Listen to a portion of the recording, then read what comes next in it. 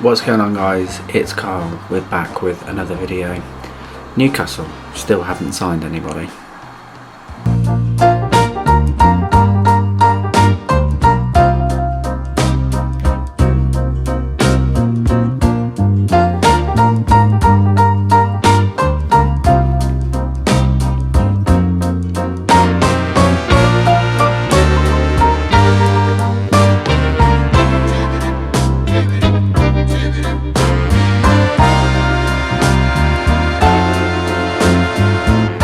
What is going on, guys? It's Carl. We're back with another video.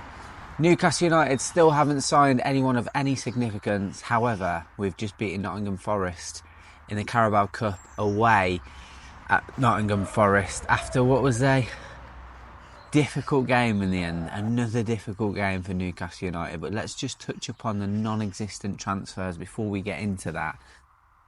It seems that very late last night, around 10:30, 11:15, the Independent came out and said that the Marc Guehi deal has essentially stalled, with Crystal Palace not looking to reduce the fee of £70 million and Newcastle United essentially coming to an impasse. So it's almost taken 3 to 4 weeks for us to realise that Palace were never going to budge on their figures, and potentially that there was no scope for us to actually meet that, which is extremely frustrating. Somebody tell me what is going on behind the scenes, because this is not what we used to. Actually, it is what we used to, under a different regime.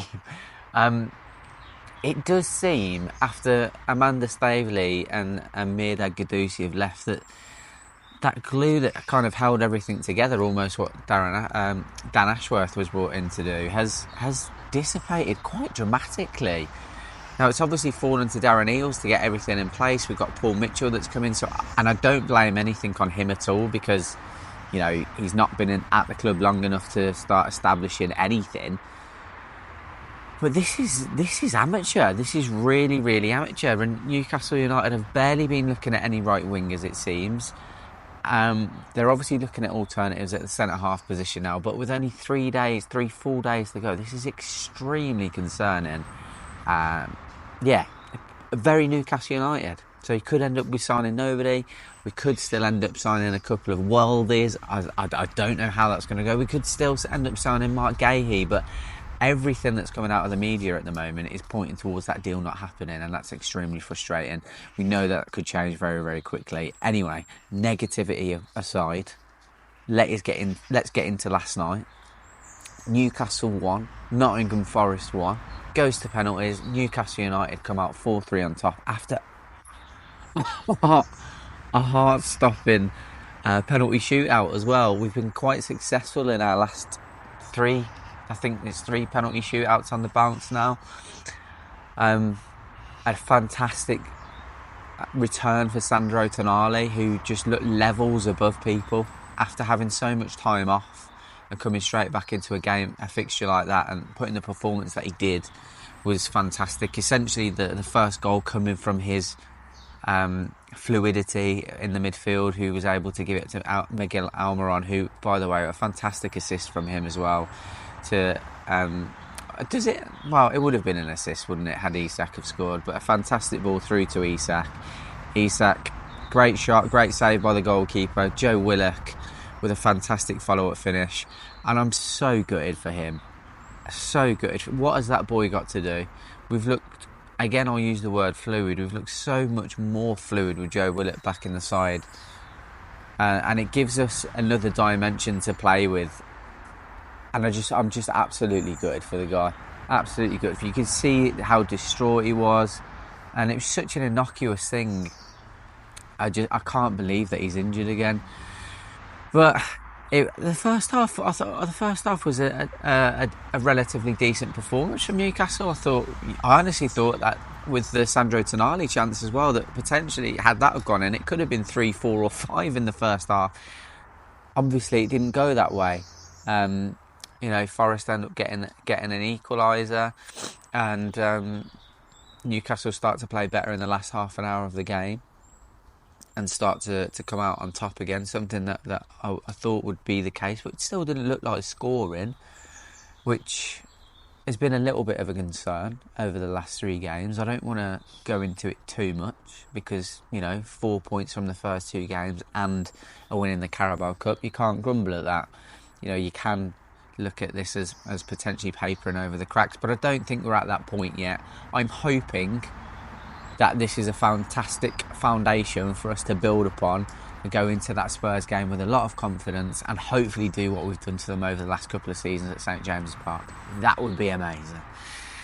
But the penalty shootout itself, fantastic penalties from both sides, to be fair, and I can't remember the name of Nottingham Forest goalkeeper, but I think it was mentioned about 50 times that he was 6'8". 6'8". Huge. A giant of a man. So it was always going to be an extra bit difficult for us to qualify to the next round. But the lads took their penalties very well. I didn't even think Joe Linton's was a bad penalty, to be honest. I just think that man was an absolute monster. If that was against Nick Pope, it arguably goes in, but obviously Forest hit the post and the bar, I think it ended up being, off that penalty. And then I can't remember their striker's name, do forgive me, but that penalty cannot be forgiven. That is something that you would expect from a centre-half. It was an absolutely terrible penalty, possibly the worst penalty I've ever seen. And I've taken penalties, so I know how bad they can be. And it presents Newcastle United with a chance to go through now after staring Carabao Cup exit down the barrel. Sean Longstaff steps up.